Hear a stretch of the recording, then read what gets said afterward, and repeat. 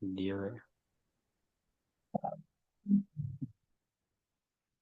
Assalamualaikum warahmatullahi wabarakatuh. Alhamdulillahi rabbil alamin hamdan yuafi ni'amahu wa yukafi mazidah. Ya Rabbana lakal hamdu wa lakal syukru kama yanbaghi li jalali wajhika wa 'azimi sultanik. Allahumma salli ala sayyidina Muhammadin al-Fatih lima ughliq wal khatimi lima sabaq. Nasiril haqqi bil haqq wal hadi ila siratikal mustaqim wa ala alihi haqqa qadrihi miqdarihil 'azim. اللهم فقهنا في الدين وعلمنا التأويل. اللهم فقهنا في الدين وعلمنا التأويل. اللهم فقهنا في الدين وعلمنا التأويل. اللهم نسألك فهم النبيين وحفظ المرسلين وإلهام الملائكة المقربين. اللهم اغننا بالعلم الزين بالحلم واكرمنا بالتقوى وجملنا بالعافية برحمتك يا أرحم الراحمين. ربي زدني علما وارزقني فهما.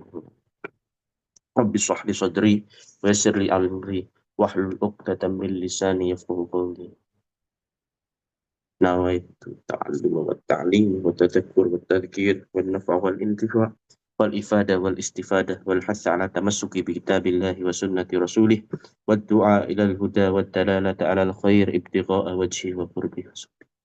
نويت على ما نواه السلف الصالح. نويت على ما نواه مشايخنا في الطريقة النقشبندية العالية. نويت على ما نواه مشايخنا ما أحاطاه من سائر النية الصالحة بحب من أنزلت عليه سر سورة الفاتحة.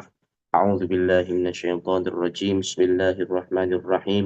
الحمد لله رب العالمين الرحمن الرحيم مالك يوم الدين. إياك نعبد وإياك نستعين اهدنا الصراط المستقيم صراط الذين أنعمت عليهم غير المغضوب عليهم ولا الضالين واغفر لي ولوالدي وللمؤمنين آمين. Alhamdulillah, kita bertemu lagi di pertemuan ke-8 di seri ngaji tafsir menggunakan kitab Tafsir Jalalain.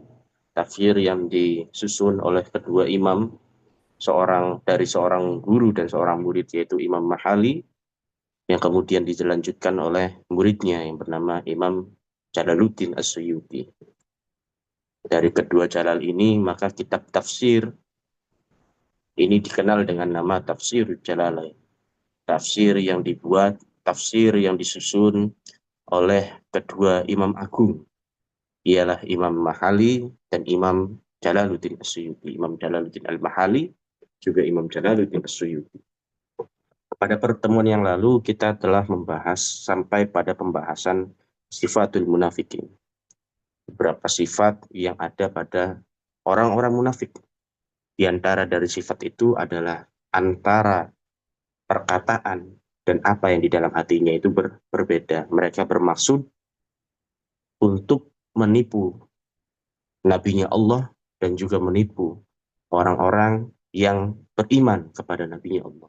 Akan tetapi Allah berfirman, "Wa ma hum yaqta'una illa anfusahum wa ma yash'urun." Tidaklah mereka itu menipu kecuali diri mereka sendiri. Wa ma hum yash'urun, akan tetapi mereka tidak merasa. Nah, pada pembahasan ayat yang berkaitan dengan orang-orang munafik ini, sedikit banyaknya sampai 13 ayat. Berbeda dengan pembahasan mengenai orang-orang yang beriman dan orang-orang yang kafir. Orang-orang yang beriman setidaknya ada sekitar 4 ayat yang menjelaskan tentang orang-orang yang beriman pada surat Al-Baqarah ini. Lalu disambung dengan penjelasan mengenai orang-orang kafir. Dimulai dari ayat innal ladzina kafaru sawa'un 'alaihim a'anzartahum am lam tunzirhum la yu'minun. Khatamallahu 'ala qulubihim wa 'ala sam'ihim wa 'ala absarihim ghishawatu wa lahum 'adzabun 'adzim. Mengenai orang yang kafir, Allah hanya menjelaskan dengan 2 ayat saja. Karena simpelnya dalam memahami karakteristik orang-orang kafir. Karena apa? Karena mereka sudah dikhotam, dicap hatinya oleh Allah sehingga tidak bisa menerima cahaya keimanan. Inilah yang membuat mereka tidak bisa beriman meskipun berulang kali Nabi kita telah mengingatkan mereka untuk beriman kepada Allah. Lalu kemudian disusul dengan ayatul munafikin yang dimulai dari ayat wa minan nasi may yaqulu amanna billahi wa bil yaumil akhir wa ma hum bimu'minin yukhadi'una Allah wal ladzina amanu wa ma yakhda'una illa anfusahum wa ma yash'urun. Pada kesempatan kali ini kita akan membahas lanjutan dari ayat tersebut, yaitu dimulai dari ayat fi qulubihim maradun fazadahumullahu maradha walahum adzabun alimun bima kanu yaksibun wa idza qila lahum la tufsidu fil ardi qalu innama nahnu muslihun ala innahum humul mufsiduna walakin la yash'urun wa idza qila lahum aminu kama amanan nasu qalu anu'minu kama amanas sufaha ala innahum humus sufaha walakin la ya'lamun. A'udzu billahi minasy syaithanir rajim. Bismillahirrahmanirrahim. Fi qulubihim maradun fazadahumullahu maradha. Fi qulubihim iku ing dalem pira-pira atine munafikin. Maradun utawi penyakit.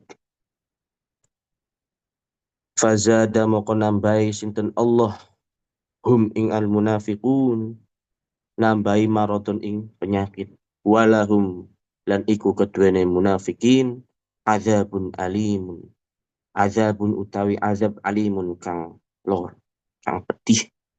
Wa idza eh, bima kanu kelawan oleh barang, bima kanu kelawan oleh ono sapa munafikun iku yakzibuna padha goro sapa al munafikun.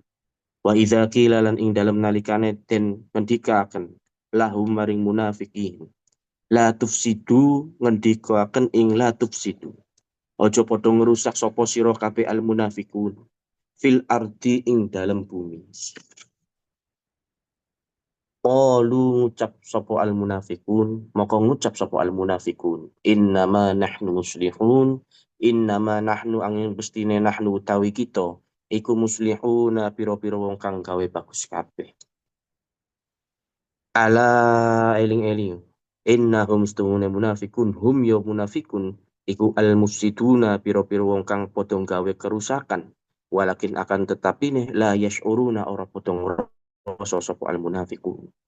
Wa idza qila lahum aminu kama amanan nasu qalu anu'minu kama amanas sufaha. Wa idza qila lahum aminu, imano sapa sira kabeh ya munafikun. Kama hale kaya liye barang amana kang ngiman sapa annasu pira-pira manungsa. Qalu ngucap sapa al munafikun anu'minu, apatah ngiman sapa kita. Kama hale kaya barang amana kang ngiman sapa as-sufaha pira-pira wong kang ora duweni akal. As-sufaha pira-pira wong kang lemah akale. Ala eling-elingo innahum stuhune al munafikun hum yo al munafikun iku as-sufaha wong-wong kang lemah akal. Walakin akan tetapi ne la ya'lamuna orang werwi sapa al munafikun. Wa fi qulubihim lan iku ing dalem atine al munafikun. Wa fi qulubihim lan iku ing dalem atine pira-pira atine munafikin. Marodun utawi loro utawi penyakit. Aisyakun tegese mamang. Wanifakun lan munafik. Fahuwa moko utawi syakun au nifakun iku yam ridu. Iku yum ridu gawe loro. Opo syak kulubahum ing piro-piro atine munafikin. Ayyud'afu.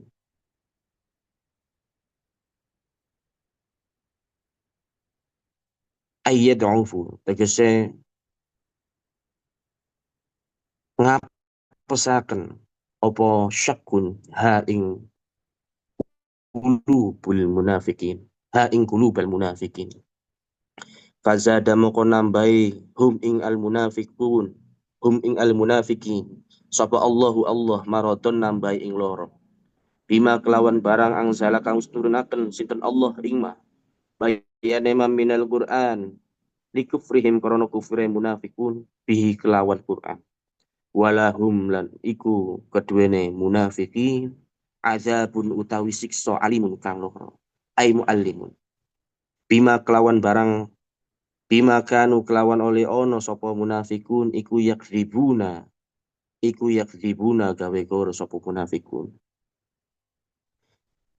Bitasdidi hale kelawan ditasdid. Nah, kamu ditasdid berarti yukadzibun. Ai Nabi Allahi tegese nipu sapa munafikun, goro sapa munafikun Nabi Allahi ing nabine Allah. Wa bitakfifi lan kelawan diwurut tahfif. Takfif itu ya kaya bacaan biasa. Bima kanu yakdzibun.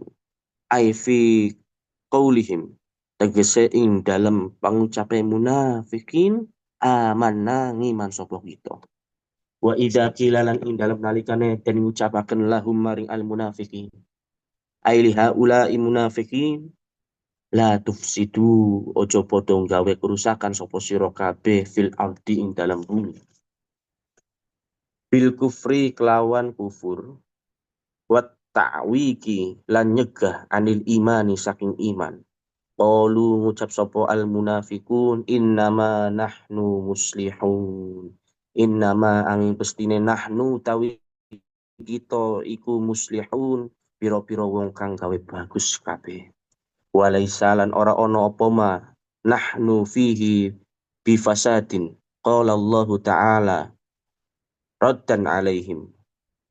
Walaisalan ora ono apa ma nahnu kang utawi kita fihi iku ing dalem bifasadin kelawan ngerusakaken ola ngucap sinten Allah Ta'ala roddan krono nolak alaihim ing atase al munafikin ala eling-elingo litan bihi kanggo faedah ngelingaken innahum stuhune munafikun hum ya munafikun iku al mufsiduna piro-piro wong kang gawe kerusakan kabeh walakin akan tetapine la yash'uruna ora padha ngrasa sapa al munafikun bidzalika kelawan mengkono-mengkono lah fasadihim.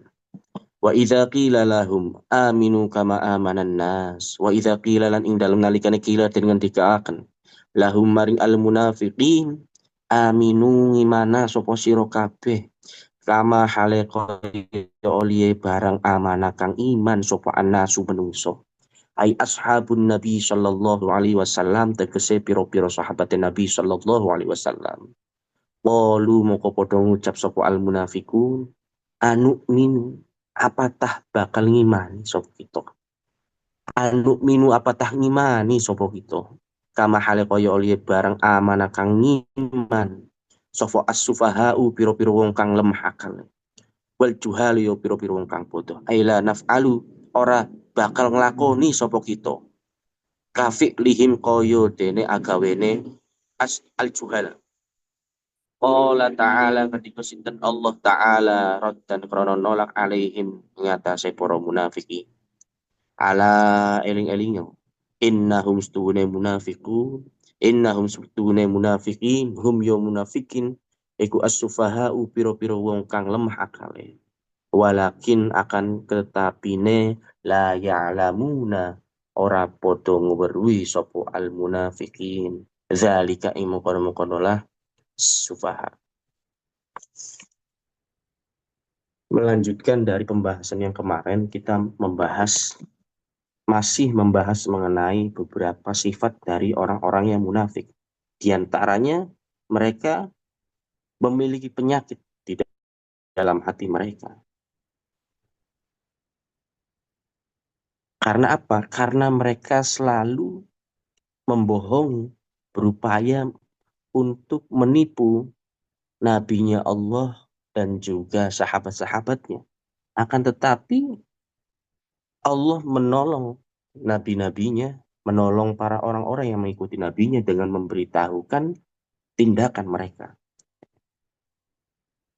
Lafad al-khidha pada ayat wa ma yahta'una illa anfusahum itu bermakna menyembunyikan sesuatu demi menyembunyikan sebuah tujuan dengan memperdaya orang yang dikelabui. Itu adalah lafaz dari al-khidha. Setidaknya itu yang dinukil dari tafsir al-wajiznya Imam Syekh Wahbah az-Zuhaili.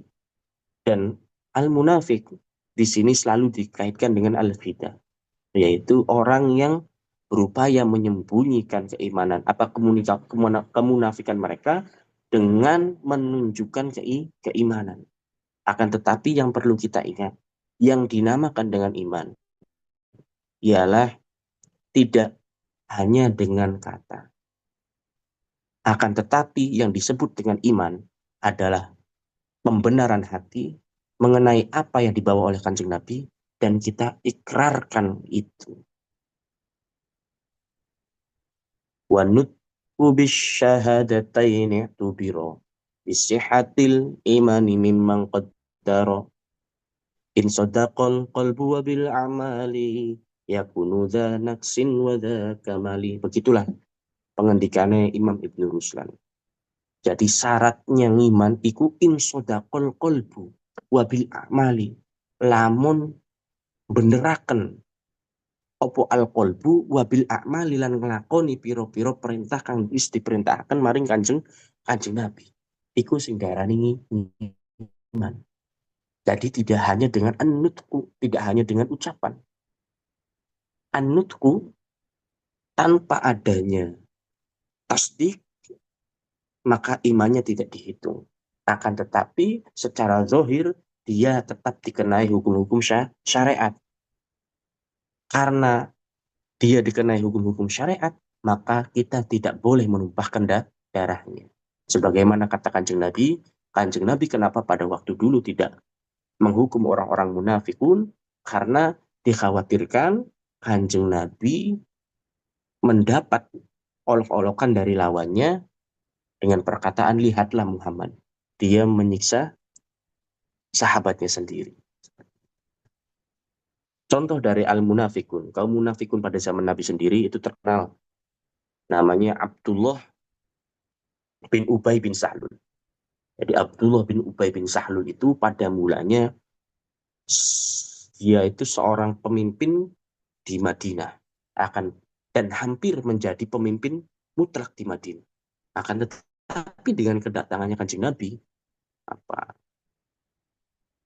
elektabilitasnya itu menurun karena banyaknya orang-orang Madinah yang masuk ke Islam.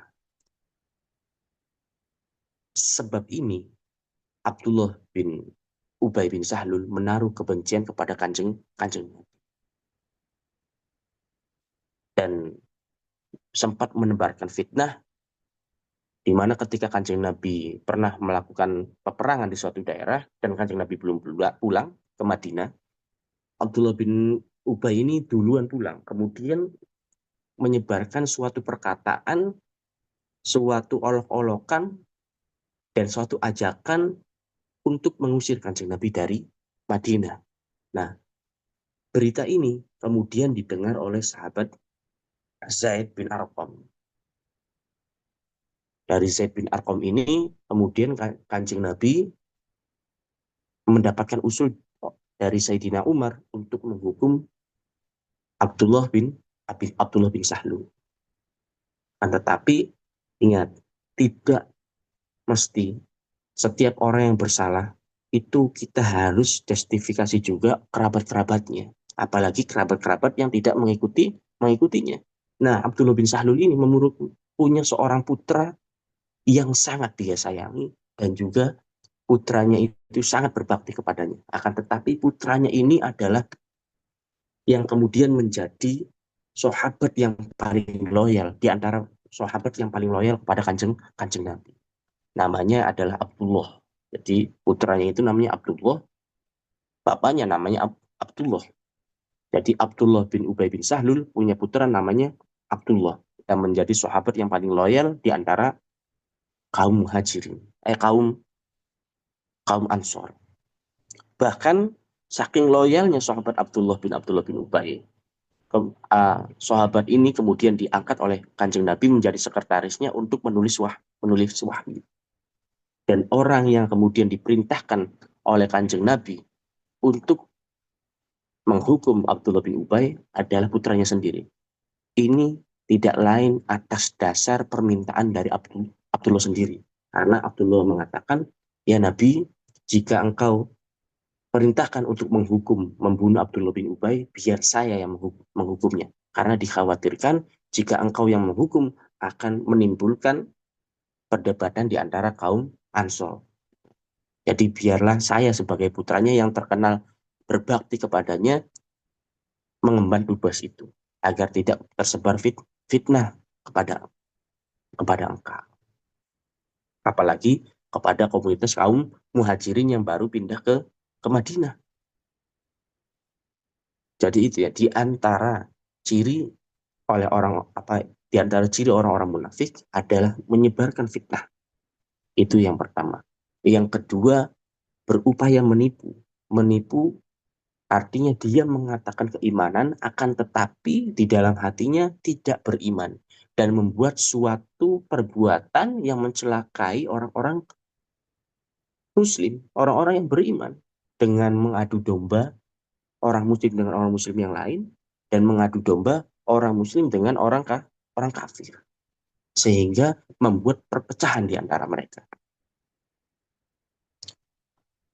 Karena perilaku mereka itu kemudian Allah memberikan penyakit atau mungkin itu pun sebagian di antara penyakit mereka yang lain.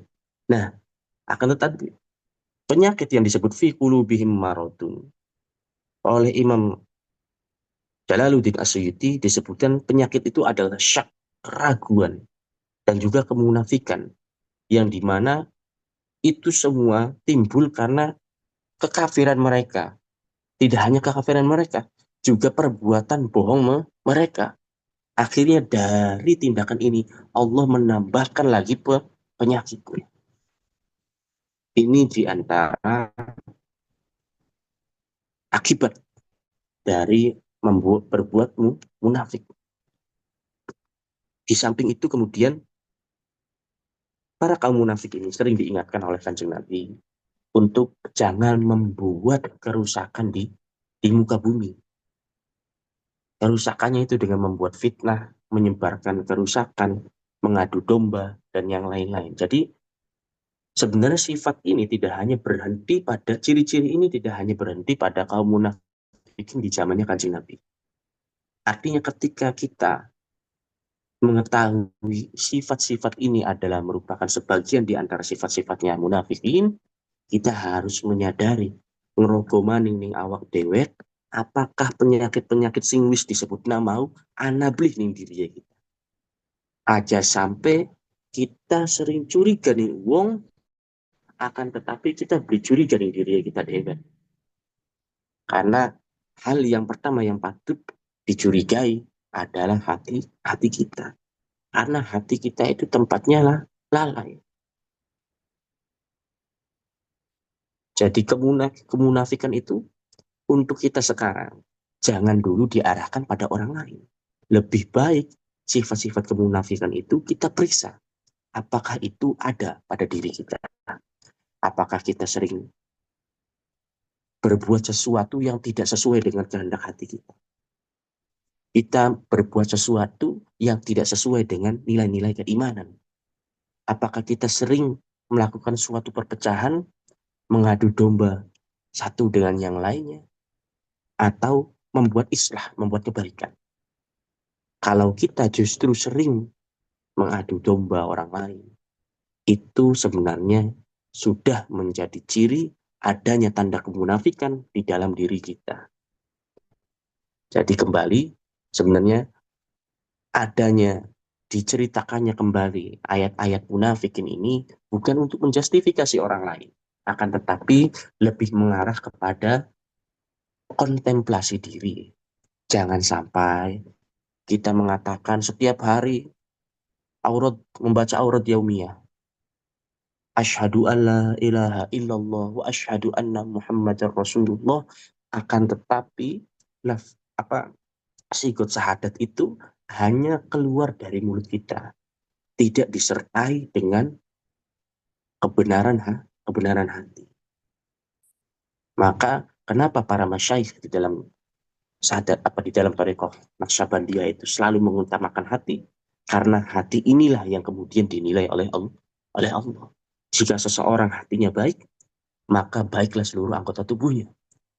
Jika seseorang buruk hatinya, maka buruklah seluruhnya.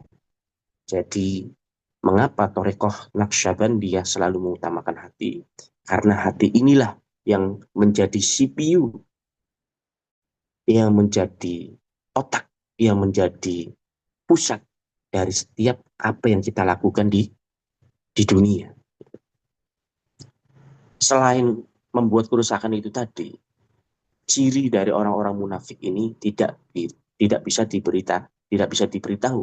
Ketika mereka diberitahu, dia malah mengejek orang lain. Jadi ketika dia diberitahu mengenai suatu informasi, dia tidak melihat informasi itu benar atau salah. Kalau di dalam ilmu mantik, ini termasuk ke dalam logical fallacy. Karena menilai benar dan salahnya sesuatu tidak dari informasi tersebut. Akan tetapi mereka menilai dari subjek orangnya. Dan itu tidak dibenarkan. Seperti semua itu seperti apa yang dilakukan oleh orang-orang munafik. Wa idza qila lahum aminu kama amanan nasu qalu anu'minu kama amanas sufah. Ketika Kanjeng Nabi memerintahkan Allah untuk mengatakan kepada kaum munafikun, berimanlah sebagaimana manusia pada beriman. Sebagaimana para sahabat yang lainnya beriman, mereka mengatakan, apakah kita mau beriman? Sebagaimana berimannya orang-orang yang bodoh katanya. Nah, justru orang yang bodoh adalah orang yang tidak beriman. Karena apa? Karena keimanan mempercayai Tuhan, apalagi disertai dengan mukjizat yang ada pada diri Nabi, itu harusnya mendorong seseorang untuk beriman kepada Allah. Saya beri satu logika gini. Jika kita percaya suatu motor itu tidak mungkin tidak ada yang membuat, artinya nek ono motor pasti ono pabriknya. Maka kita juga harus mempercayai alam yang sistematis ini, alam yang luar biasa ini, pasti juga ada yang membuat. Nah, yang membuat itu adalah Allah. Allah menciptakan makhluknya, tidak mungkin hanya dibiarkan ngalor hidup dewe di muka bumi ini. Allah itu memiliki sifat rahman, rahim. Allah itu maha pengasih. Allah tidak mungkin membiarkan hambanya terlunta-lunta. Maka Allah mengirimkan utusan-utusannya, mengirimkan kekasih-kekasihnya untuk menyebarkan nilai-nilai keagamaan, nilai-nilai kemanusiaan, nilai-nilai rahmatan lil alamin. Maka dari itu, kenapa diutusnya para nabi? Agar manusia ini tidak tersesat ketika menjalani kehidupan di muka bumi. Dari logika itu seharusnya sudah sampai, sudah bisa dicerna oleh kalangan awam sekalipun. Artinya kita tidak mungkin mempercayai adanya kopi tanpa ada yang membuat. Kopi yang seremeh-temeh itu aja kita nggak mau percaya kalau kopi itu nggak ada yang membuat. Masa alam semesta ini yang ada, yang luar biasa, itu tidak kita percaya bahwa alam semesta itu ada yang membuat. Itu menunjukkan bahwa sebenarnya sing gak gelem mikir itu yang wong munafik. Artinya wong munafik itu lebih mengutamakan keinginannya daripada kebenaran. Jadi hanya orang-orang bodoh yang mengatakan 1+1 adalah 4 ketika ditanya kenapa. Ya karepku ngono, karepku pokoknya 4, 1+1 pokoknya 4. Itu goblok. Hanya orang yang lemah akalnya yang mengatakan 1+1 adalah 4. Orang yang kuat akalnya selamanya tetap mengatakan 1+1 adalah 2. Begitupun ketika orang ditanyai, apakah kamu mempercayai adanya Tuhan atau tidak, maka orang yang lemah akalnya akan mempercayai, tidak mungkin ada Tuhan. Berbeda dengan orang yang kuat akalnya. Orang yang kuat akalnya, orang yang sering menggunakan akalnya, orang yang sering berkontemplasi, maka dia akan meyakini bahwa alam semesta yang baru pasti ada yang membuat. Karena sesuatu yang baru pasti ada yang mengadakan. Wa idza laqul ladzina amanu qalu amanna wallahu a'lam bishawab. Insyaallah pada pembahasan yang selanjutnya kita akan lanjutkan di pertemuan yang ada di minggu depan. Wabillahi taufik wal hidayah. Waridwan inayah. Wassalamualaikum warahmatullahi wabarakatuh.